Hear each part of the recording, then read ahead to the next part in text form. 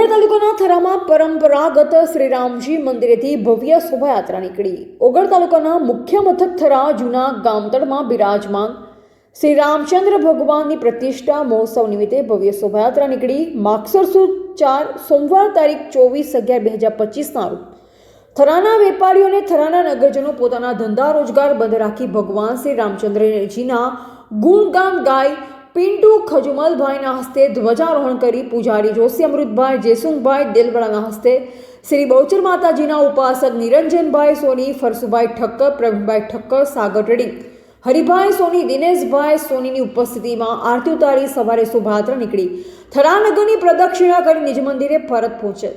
વિશાળ સંખ્યામાં ભાવિ ભક્તજનો હાજર રહી ભગવાન શ્રી રામચંદ્રજીની આરતી પૂજા કરી પ્રસાદ લઈ સૌ ભાવિ ભક્તજનોએ ધન્યતા અનુભવી। રિપોર્ટર અલ્પેશ ગોસ્વામી કાંકરેજ સાથે નટવર કે પ્રજાપતિ થરા।